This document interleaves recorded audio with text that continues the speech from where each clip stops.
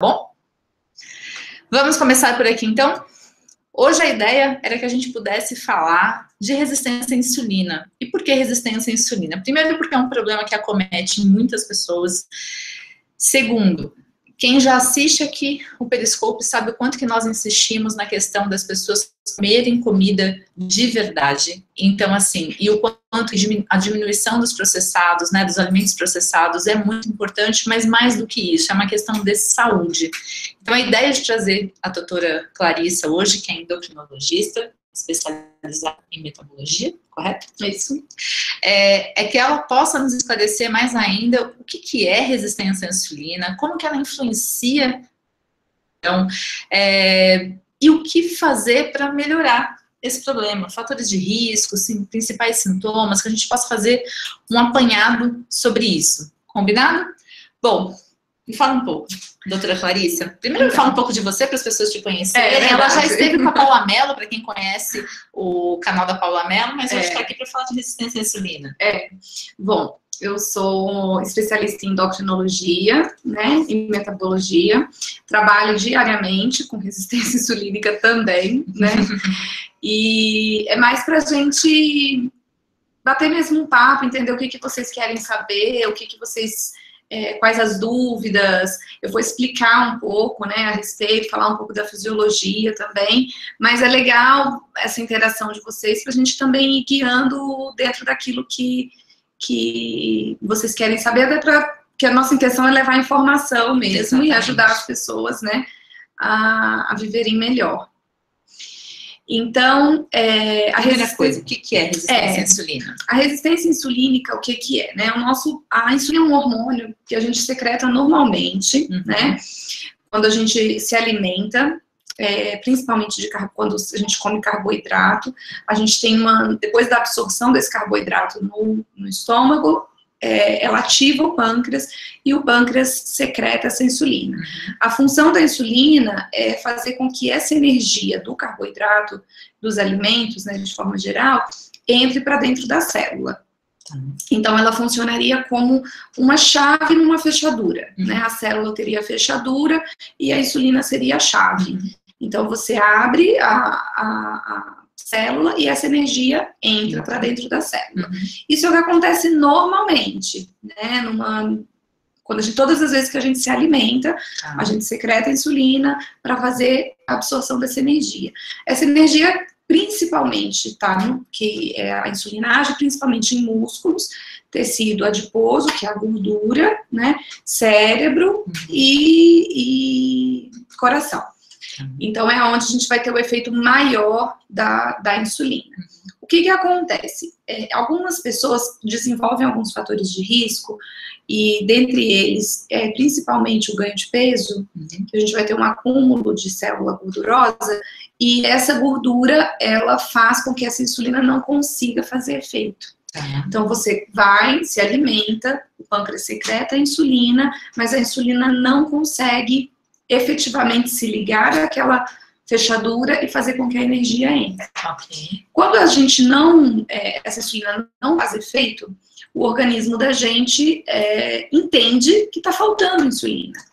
Porque, na verdade, se você não está tendo uma efetividade na ação dela, o corpo entende, bom, está faltando insulina, e ele vai lá e secreta mais insulina. Então, o pâncreas fica nesse círculo vicioso, querendo compensar essa falta de insulina, aumentando cada vez mais a secreção de insulina. E aí a gente faz o que a gente chama de uma hiperinsulinemia, que seria o excesso de insulina no sangue. Isso é ruim, porque a insulina, ela em excesso, ela vai acabar prejudicando principalmente o funcionamento de músculos e células cerebrais, né? Hoje a gente sabe também isso. Então, é uma condição ruim. Com o tempo, se a gente não interromper isso, acaba aparecendo o diabetes, que é tão famoso e tanta gente tem, né? Então, funcionaria... Hoje em dia, cada vez mais. Cada vez mais. Então, a fisiologia normal seria mais ou menos essa, né? quando a gente tem uma alimentação que não é tão rica em carboidrato e é mais rica em proteína, por exemplo, a gente tem a liberação também no pâncreas, na hora que faz a digestão da proteína, a gente tem uma liberação mais de glucagon, que é um outro hormônio, que suprime a insulina. Então, a gente libera mais glucagon e diminui a insulina. O glucagon, ele utiliza como fonte de energia as células de gordura. Então, na verdade, ele diminui a ação da glicose, mesmo como energia, e quebra as células de gordura. Então, por isso que a gente tem, nesses casos onde o paciente tem uma resistência insulínica aumentada, às vezes uma alimentação que tem um pouco mais de proteína já ajuda, porque dá uma equilibrada. Você diminui um pouco a insulina e aumenta um pouco mais o glucagon, que seria interessante nesse caso, exatamente. Tá. Qual que é a fisiologia da insulina? Qual o objetivo dela no organismo? Então, a insulina, como ela faz essa entrada de energia para dentro da célula, ela é o principal hormônio responsável por anabolismo. Então, quem faz aumento de célula, então aumento de célula adiposa, aumento de célula muscular, é a insulina. A principal função dela é essa, é fornecer energia e fazer anabolismo, tá? E só que quando ela não consegue fazer efeito, ela faz um efeito contrário, na verdade, quando ela não entra na célula, e aí faz uma predisposição a outras doenças, né? Entendi. O que ocorre quando o paciente tem resistência à insulina e ele, mesmo assim, continua uma alimentação de alto carboidrato? Rico em carboidrato. Ele vai piorar, porque na verdade, quanto mais carboidrato ele comer, mais insulina ele vai secretar, né? E o pâncreas, na verdade, ele é um órgão que com o tempo, se a gente não corrige essa resistência insulínica e ele fica constantemente sendo estimulado a produzir insulina, ele vai entrar em falência. E aí a gente tem o aparecimento do diabetes. Então, enquanto você tem um paciente que tem resistência à insulina a médio prazo, a gente poderia dizer médio e longo prazo, desenvolva diabetes. Então, na verdade, se a gente não corta esse ciclo, como qualquer órgão, né? Ele entra realmente em falência, ele não consegue manter a demanda de produção de insulina que está sendo pedida, que na verdade ele entende que a gente está com pouca insulina, mas na verdade o sangue tem muita, essa insulina só não consegue entrar para dentro da célula, ela não é efetiva, então ele entende que ele precisa produzir mais e isso vai fazer com que ele entre realmente em falência e aí acaba desenvolvendo mesmo diabetes insulino dependente, muitas vezes, são aqueles pacientes que precisam usar insulina e tudo mais, né, que é um outro assunto. Fizeram uma pergunta interessante, normalmente nos exames de insulina, o parâmetro vai de 3 a 25, se eu não me engano, foi isso que escreveram? Sim. E comentam que um índice bom seria um 6, número de ter uma insulina 6. Na verdade, a gente normalmente, a gente avalia uma insulina. É claro que você vai depender da hora que você fez o exame, né? Então, o ideal é que você faça em jejum e o ideal é que você faça uma glicemia junto. Porque a insulina em si sozinha, ela vai me dar um parâmetro, né? Ela não vai, sozinha ela não me diz muita coisa. Quando ela vem junto com a glicemia, a gente pode calcular o quanto de pouca insulina ou muita insulina está sendo necessária para, muito ou pouca glicose está sendo necessária para a liberação de insulina. Entendi. Então, na verdade, com os dois parâmetros, a gente consegue calcular o que a gente chama do índice de Roma, que é o que a gente calcula para ver se existe uma resistência insulínica, se aquela quantidade de insulina que está sendo secretada está sendo suficiente para diminuir aqueles níveis de glicose. Não existe um número cabalístico, vamos dizer assim, um número 6 ou um número 7. Eu acho que o que vale mais é a gente ver a evolução disso, né? Então, assim, um paciente que vem com uma só dosagem, não sei, às vezes ele está estressado, às vezes ele não dormiu bem aquela noite, às vezes o jejum não está no tempo correto. Então, normalmente, eu peço mais de uma vez, até para a gente confirmar, e junto uma glicemia para a gente calcular se essa quantidade de insulina está sendo mesmo ruim ou não, entendeu? Ou seja, não é só um não é um ponto específico, é uma coisa que eu acho que a gente tem que avaliar em conjunto com outros exames e na evolução. Então, assim, claro que se um paciente vem com insulina de 50, né, é diferente, você vai, com certeza, para um índice que a gente vai até 20, 20 e pouco, 50 realmente está muito exagerado, não precisa conversar muito, nem repetir muito, mas assim, não é uma dosagem, sei lá, que veio 10, que veio 8, e a gente, tá acima de 6. Esse número pontual, assim, eu acho muito perigoso a gente definir diagnóstico como uma coisa muito, assim. Uma dieta de 100 gramas de carboidrato por dia pode ser prejudicial? Essa é uma pergunta que vem super comum, assim. Né? Então, depende, na verdade, de quem tá comendo essas 100 gramas de carboidrato, né? É a genética dessa pessoa.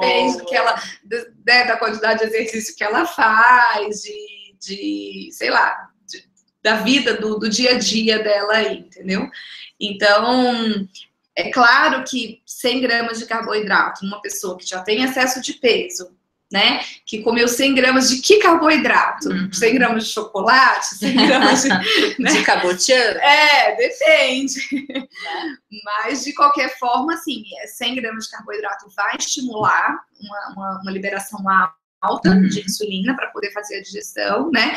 E aí vai depender se ela tem ou não já alguma resistência, ou se ela vai acabar desenvolvendo. Então, assim, 100 gramas de carboidrato, depende. Jogados, depende da circunstância. Depende da circunstância, depende de quem está comendo, depende do dia que essa pessoa teve. Então, sei lá, ela correu uma maratona e comeu 100 gramas de carboidrato, ok, né? Não vai ser tão problemático. Mas a pessoa tá lá, já tá obesa, sedentária, e ainda mais 100 gramas de carboidrato, aí, ok, acho que aí é ruim, ela vai piorar, na verdade, a resistência insulínica, né? Quais são os principais sintomas de resistência à insulina que você observa? Então, na verdade, assim, a resistência insulínica, ela vem junto, normalmente, com outras doenças, né? Então, assim, a obesidade normalmente está junto, pode ter o diabetes já associado e ainda assim ter um pouco de resistência insulínica. Então, a gente pode observar os sintomas dessas doenças especificamente, né? E alguns sintomas específicos da resistência insulínica, a gente vê, às vezes, alguma alteração de pele, que é bem comum, aquele escurecimento que a gente nota em dobras, principalmente. Então, aqui nessa região de pescoço, atrás do joelho, axila, que às vezes as pessoas acham que é sujeira, eu escuto muito isso. Então, eu já passei bucha, já limpei, e não sai. Não vai sair. Enquanto não tratar. Não vai sair, porque na verdade é uma característica de excesso de insulina no sangue, e a pele, na verdade, responde dessa forma. Isso é uma coisa muito comum. Outra coisa que pode acontecer em mulheres, principalmente, né, é a anovulação. Então, ela pode não ovular por causa do aumento dessa resistência insulínica, então pode ter algum distúrbio menstrual mesmo, então, menstruações irregulares, e aí tem a questão do ovário policístico, que tem um pouco da fisiologia também da resistência insulínica associada. E no homem a gente pode ter diminuição de libido, pode ter impotência, são alguns sintomas. Na verdade, quando a gente olha de uma forma geral, são sintomas que outras doenças também podem dar. E a maioria das pessoas vão achar que não tem nada a ver com a resistência insulínica. Então é uma coisa que a gente precisa pesquisar mesmo e para dar, e pode sentir também mal-estar, cansaço, indisposição. Frio excessivo. Não, frio não. Acho que mais a questão pode dar um pouco de... Quando você come alguma coisa, sente aquele muito empachamento.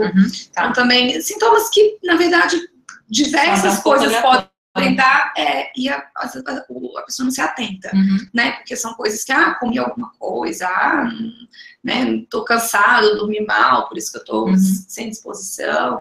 Então, são sintomas que outras coisas podem dar, então por isso fica um pouco difícil, às vezes, o diagnóstico, ou mesmo a suspeita do paciente, pensar, será que eu tô com isso, será que não, entendeu? Então... Ou seja, ir ao médico periodicamente é importantíssimo. Sim. Nada mudou.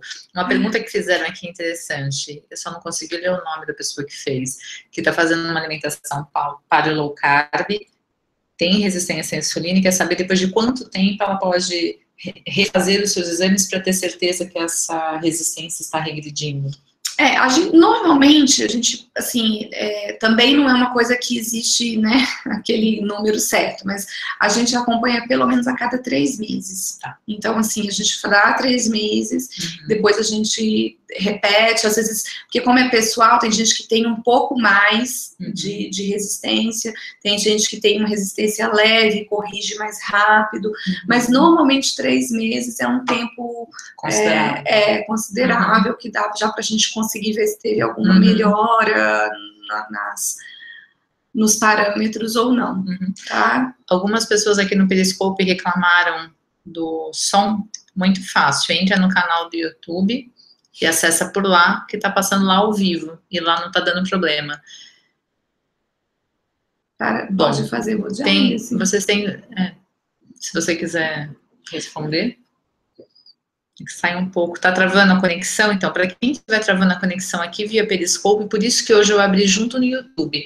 Entra lá no meu canal do YouTube, que a live tá ao vivo por lá e não está travando.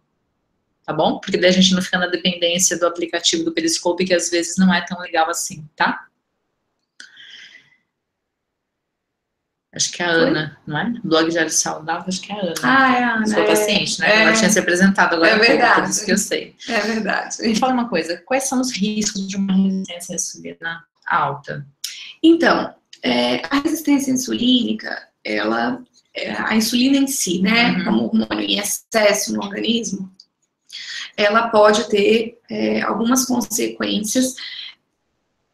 Hoje, com certeza, são risco de doenças cardiovasculares, então risco de infarto, de derrame, de obstrução de artérias, né? De uma forma geral, aquela deposição de gordura que acontece nas artérias, ela acontece como se a insulina em excesso fosse uma cola, vamos dizer assim, né? O colesterol tá junto com a insulina correndo ali no sangue e é como se ela colasse um pouco mais. Então, da mesma forma que aquela gordura vai se depositando, ela pode entupir aquela artéria, e isso em qualquer lugar. Então, assim, pode entupir uma veia do coração, pode entupir uma veia do rim, pode entupir uma veia na cabeça, de qualquer lugar. Então, o principal risco que a gente sabe hoje é esse, né? Mas uma coisa que está sendo muito estudada e que está muito em evidência hoje também é que a resistência insulínica é responsável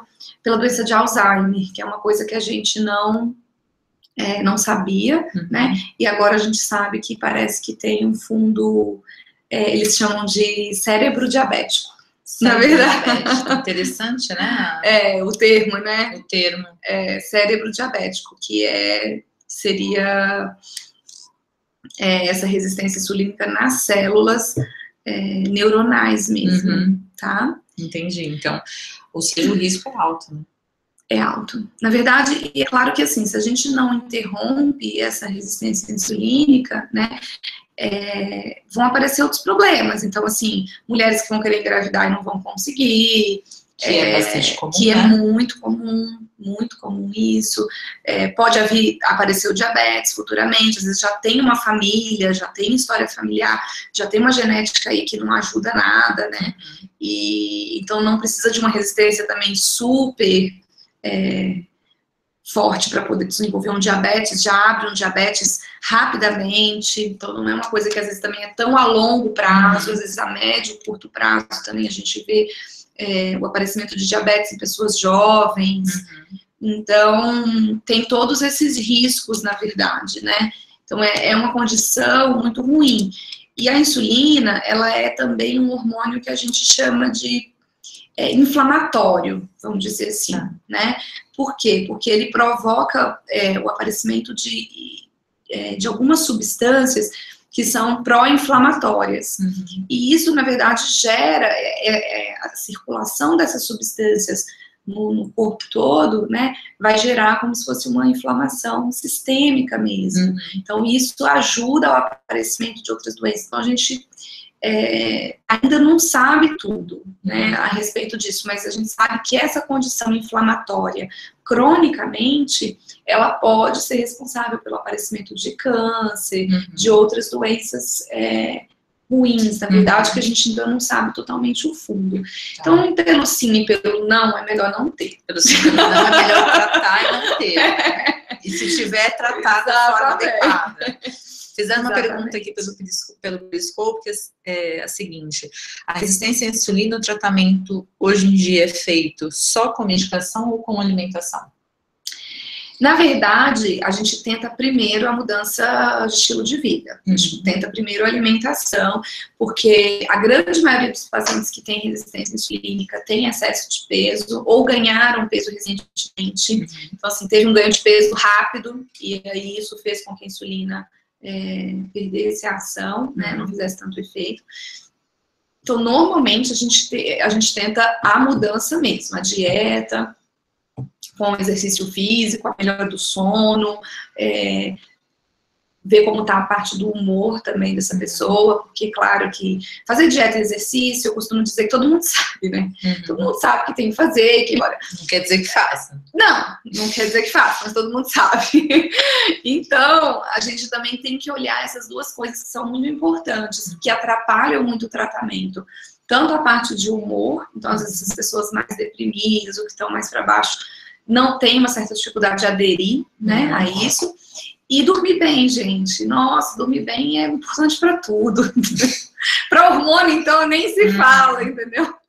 Então, que são muito importantes também.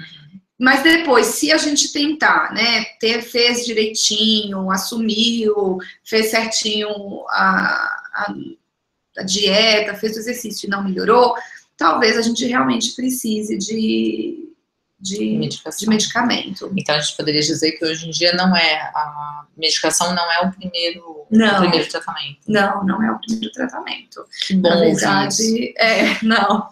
Fico tão feliz de escutar isso. A gente tenta primeiro uma mudança alimentar, enfim, né? E com o exercício físico. O exercício físico também é um santo remédio, porque na verdade, quando a gente faz o exercício físico, a gente tem uma liberação de hormônios que baixam a insulina, né?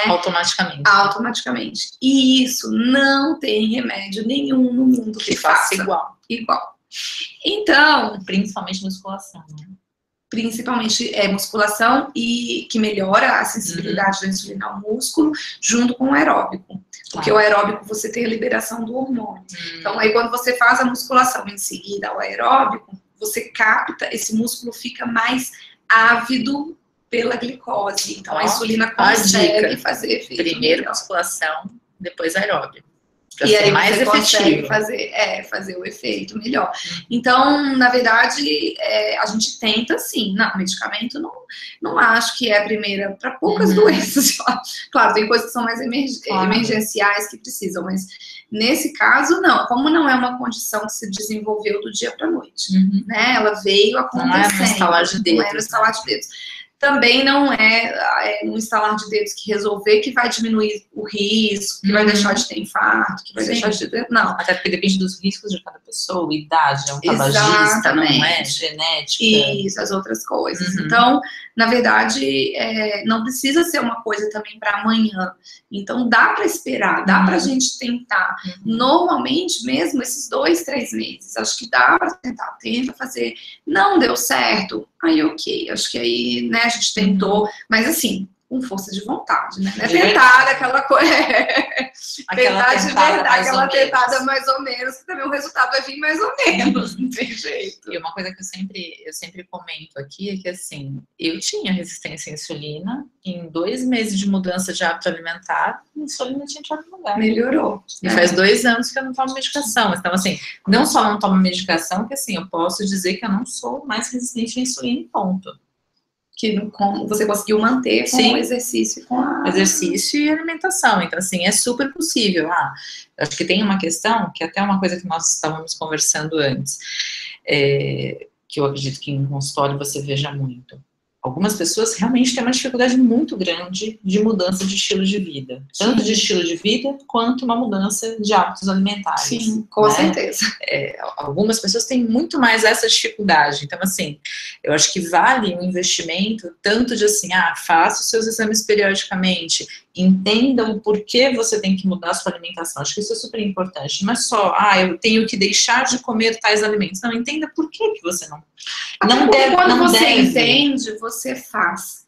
Fica mais fácil, né? Porque se você faz uma coisa porque o médico mandou, ou porque a sua mãe mandou, ou porque a nutricionista mandou, dá mesmo jeito, entendeu? Não vai fazer, né? Você vai fazer, sei lá, 2 dias, 3 dias para encher o saco, mas não vai fazer sempre. Uhum. Então,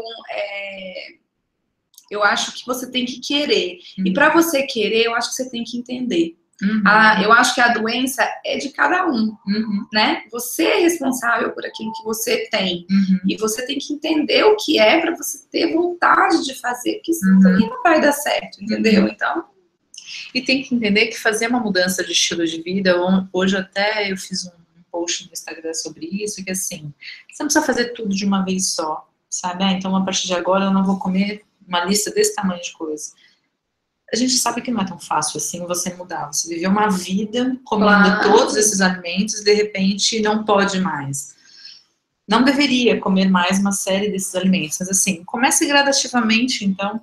Retire os que são piores, vamos dizer assim. Sim. De repente o refrigerante, um exemplo, né? Faça a retirada desses. Semana que vem tira mais um, na outra semana tira outro. Vá se acostumando, vai se adequando e vai estudando também.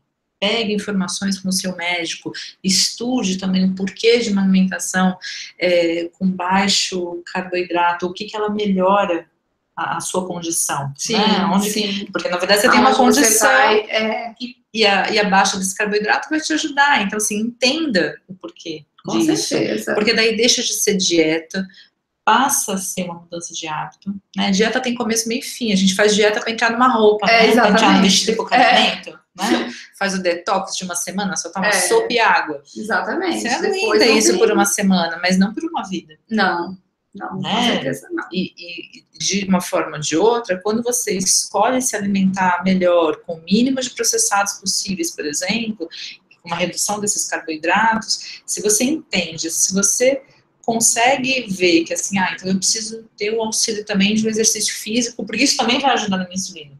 Não é só pelos ganhos cardiorrespiratórios, produção de endorfina, não é só por isso, na verdade. Ou por vaidade também, né? Que seja também por vaidade, né? Mas assim, você tem uma condição geral que ajuda. E se você entende e se coloca como parte desse processo, fica muito mais fácil.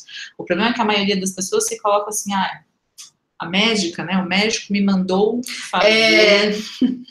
A culpa é sempre minha. Né? E se não dá certo, a culpa é minha também, entendeu? Foi você que não fez direito. Então, assim, eu acho que é um grande exercício, quando a gente fala de mudança de hábitos alimentares e de estilo de vida, é um grande exercício de autoconhecimento. Sim. De saber onde são as suas dificuldades, onde não são, até de entender por que você gosta tanto de um determinado alimento. Sabe aquelas frases, eu não vivo sem pão. Quantas vezes você já escutou isso no consultório? Outro dia eu estava conversando com a Paula, ela fala que no consultório, que é nutricionista, que no consultório dela, ela também escuta isso diariamente. Dias, né? Então assim, eu não vivo sem. Gente, eu não vivo sem uma perna, sem pão eu vivo. Né? Não, vive sem perna. A gente, a gente só não vive sem coração. Não gente, deixa eu contar. É verdade, o resto, dá um jeito, né? Sem cérebro e sem coração. O resto a gente vive sem pé, vive sem braço, vive só. Então de alguma forma, acho que quanto mais a gente entende que assim, é uma condição e você está fazendo isso por você, fica mais fácil. Claro. Né? Fica muito mais fácil, e principalmente nessa tomada de responsabilidade de que assim, depende única e exclusivamente de você. Não adianta querer responsabilizar os terceiros. Uma outra coisa que eu escuto muito em consultório, que talvez você também escute, acredito eu. Mas da minha casa, meu pai, minha mãe comem outras coisas. É assim mesmo, o mundo é assim, né? O mundo não para. Só para você vai fazer parar a só para mudança. você fazer a sua mudança alimentar. O mundo tá aí, muda junto, Com né? certeza. Existe uma dinâmica. Você pode, de repente, sentar com seus pais, tentar conversar para ter o auxílio deles, né? Pontualmente, mas não é garantia que vai conseguir. Você tem que fazer por você, né? E uma das coisas que eu mais vejo é que normalmente quem começa uma mudança alimentar, depois de um tempo, as pessoas ao redor vão aderindo gradativamente. Que vai tendo cada os um no seu benefícios, tempo. né? Na verdade, a pessoa Exatamente. que tá fazendo isso, ela tem uma, sei lá, a pele muda, o cabelo muda, perde peso, tem uma outra, exatamente. É uma Então, condição quem está de em saúde, volta né? quer saber o que você está fazendo, Sim, né? é uma frase super sempre comum. o que você está fazendo, por que você tá bonita, tá não sei, enfim, né? E aí acabam que as pessoas também vão aderindo mesmo. E é legal isso, porque você passa a ser um referencial. Sim. Né? E esse referencial melhora a autoestima, ajuda a continuar fazendo. Então, eu acho também, assim, bem interessante. E é muito diferente, assim, quando você vê o paciente que realmente assume e aquele que não faz, ou finge que faz, ou tá ali, né? Na dependência de ver o médico, enfim. É totalmente diferente o resultado que você vê e a condição que essa pessoa, ela fica muito melhor, muito mais disposta, porque ela realmente assume isso, é para mim, sou eu, e eu acho que aí passa um pouco sobre aquela questão do humor que eu te falei, né? Eu acho que a gente tem que se gostar e querer fazer também, né? Porque eu acho que o querer fazer e querer se cuidar passa muito pelo se gostar e por se entender, se conhecer, né? Porque aí, a partir do momento que você entende que aquilo é bom para você, você passa a querer fazer também, né? E é super importante, porque é claro que eu, como médica, entendo todos os benefícios das medicações, graças a Deus que elas existem para, né, alguns casos que antigamente a gente não tinha isso, então pessoas morriam mesmo por diabetes, não há muito tempo, há uns 100 anos atrás as pessoas eram diabéticas e eram uma sentença de morte, aquilo porque não tinha como tratar. Então, ainda bem que existem alguns medicamentos para esses casos, mas, assim, a grande maioria das pessoas não precisaria, se elas realmente entendessem isso antes de chegar nessa condição de ficar doente efetivamente e de já sofrer as consequências dessa doença depois, né?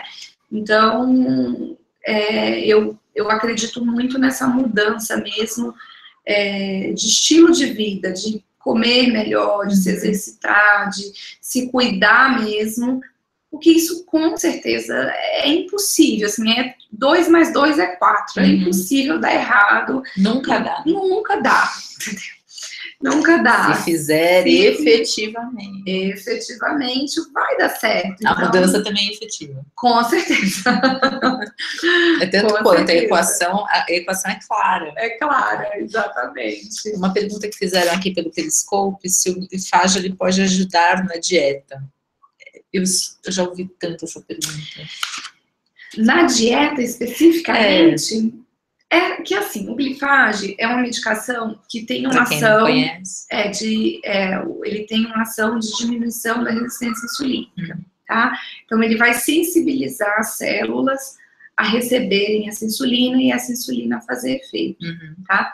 Ele tem um efeito que seria colateral a palavra, eu acho, de diminuição do trânsito intestinal, que a gente chama, né? Então, assim, a digestão, ela ficaria inicialmente um pouco mais lenta, porque depois ela, no intestino em si, ela pode até acelerar, e tanto que um dos efeitos colaterais é diarreia, às vezes algum mal-estar. Mas no estômago em si, ele diminui um pouco o tempo de digestão, então a comida fica um pouco mais de tempo dentro do estômago. E isso pode dar uma sensação de saciedade. E aí a pessoa acha que mas o glifage emagrece. Eu já escutei tanto. Eu também. Na verdade, assim, ele emagrece realmente porque você come menos. Só por isso. Então, como você diminui a comida fica um tempo maior ali no estômago, pode dar uma sensação de saciedade. Mas só por isso. Só por isso? Não, ele não é assim. Ele não ajuda na dieta no sentido assim de que vai fazer perder peso. Ele vai diminuir, ele pode diminuir o apetite. E aí, pontualmente. E aí você vai acabar perdendo peso por causa disso. Uhum. Mas não porque o remédio em si, e ele não é um remédio para emagrecer. Diga-se de passagem. Diga-se de passagem, que muitas pessoas me perguntam. Uhum. Ele hoje em dia efetivamente, tem tanta gente que toma. Muita gente. Muita gente. E muita fórmula por aí que tem grifagem, né? Então, assim, vale lembrar que é uma medicação, como outra qualquer, tem efeitos colaterais, como outra qualquer, e que tem que ser bem indicada. Uhum. Tem casos que... eu realmente acho o grifagem um santo remédio para determinadas pessoas que precisa. Para quem precisa. Para quem precisa, realmente precisa. É muito bom. Uhum. Mas não é para todo mundo, assim, uhum. né? Não é uma coisa que você vai dar indiscriminadamente e porque a pessoa quer emagrecer, né? Uma pergunta minha agora. A maioria hoje dos endocrinologistas, pelo menos dos que você tem conhecimento, indicam uma redução de carboidrato para tratamento de resistência à insulina, ou a primeira premissa acaba sendo a medicação?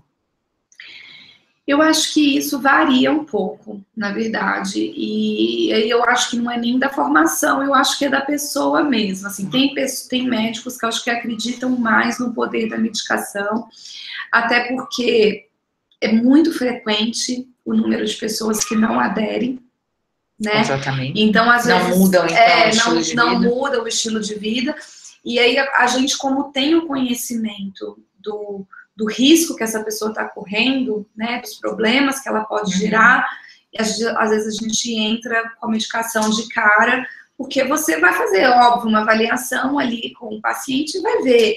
A gente consegue, com a prática, ir sentindo quem realmente está afim de fazer e quem não está. Então, assim, quem não está afim de fazer, às vezes a gente entra, às vezes você tem essa conduta de entrar com a medicação logo numa primeira consulta ou de cara, porque você sabe o risco que a pessoa vai correr, e mesmo naquele curto prazo ali de 3 meses, você não...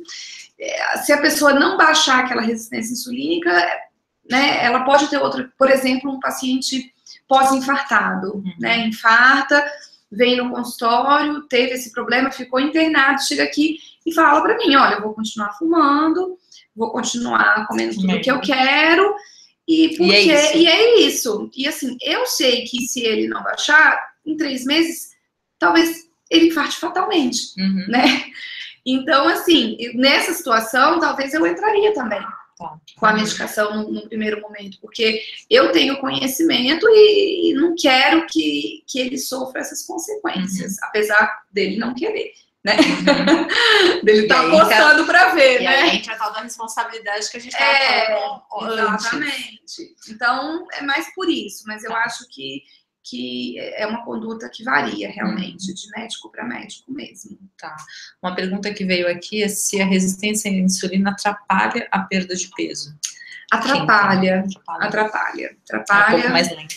É um pouco mais lento. Na verdade, porque pela própria fisiologia da insulina mesmo, como essa insulina está muito alta, né, no organismo, ela pode realmente dificultar a perda de peso, porque ela é um hormônio anabólico, né? Então, assim, quando você tá com ele em altas quantidades, mesmo que não fazendo 100% do efeito, tanto que está sendo produzido cada vez mais insulina, ele pode atrapalhar sim. Então, é uma coisa que tem que ser tratada, com certeza. Nessas situações também. Tá. Mais alguma pergunta, pessoal? Senão a gente vai encerrando aqui por hoje. Até porque a doutora Clarissa voltará. Oi, Érica, aqui no Insta, tudo bem? Boa noite. Nem todo mundo aqui do Insta eu consegui falar, porque tá bem aqui na ponta. Eu fiquei mais de frente aqui pro Periscope hoje, e aqui tá o YouTube. Pode ser, semana que vem eu vou falar para vocês como é que ficou aqui a transmissão via YouTube, que hoje foi... Faz a pergunta de novo, Nanda, porque eu não vi sua pergunta aqui no Periscope. Pode ser que na semana que vem eu faça a live só pelo YouTube. E aí eu vou passar um aviso para vocês, para que vocês todos...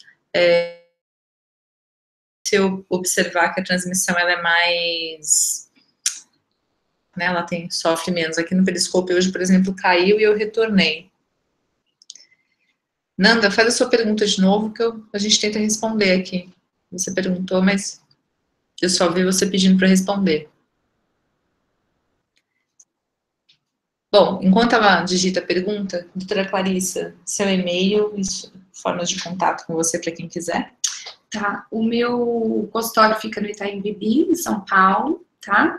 O telefone daqui é 2640 9842 e o meu e-mail é clarissagroberio@hotmail.com ou doutoraclarissaendo@hotmail.com.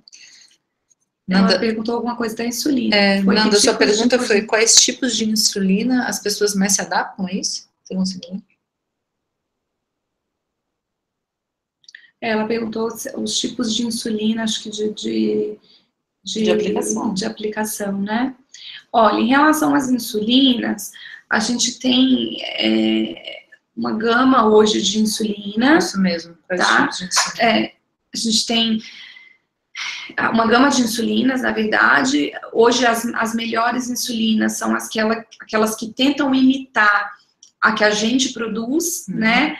As mais comuns que a gente vê em posto de saúde, enfim, que são de distribuição de larga escala, são as insulinas NPH e regular, que tem um tempo de ação mais curto, então ela precisa de mais aplicações ao dia, tá?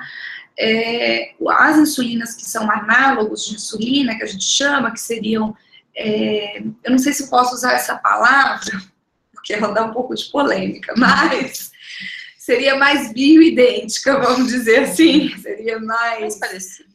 Mais semelhante com a humana mesmo, que seriam os análogos.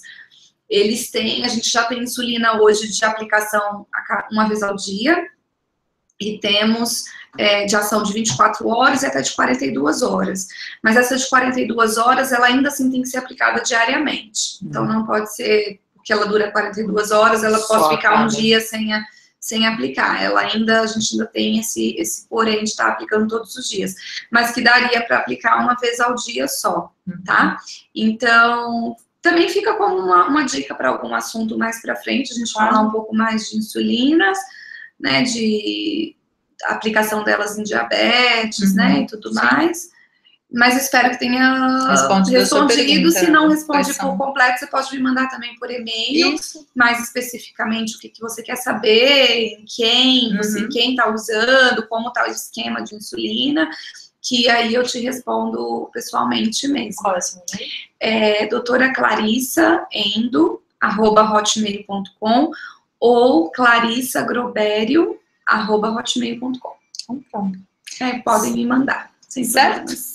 Vamos encerrando por aqui. Eu espero que para quem assistiu no YouTube tenha gostado. Foi a primeira live que a gente fez ao vivo. Quem assistiu aqui no Periscope, espero que também tenha gostado. Quem assistiu aqui pela live do Insta também espero que tenha gostado. Para quem não me segue ainda no Instagram, meu Instagram é Tomazini_Vanessa, da doutora doutora Clarissa Groberio. Tudo junto. Doutora Clarissa Groberio, só. E o meu e-mail é vanessatomazini@uol.com.br. Viu, Fernanda? Deu certo. Eu coloquei no YouTube ao mesmo tempo. Ela me lembrou de manhã no e-mail. Mas você vai fazer pelo Periscope. Você falou semana passada que não ia mais. Tá vendo? Demos um jeito hoje. Acho que a pergunta era para quem era para uma pessoa que é diabética. Tá. Depois qualquer coisa manda por e-mail que a doutora tenta responder para você se for possível. Tá bom?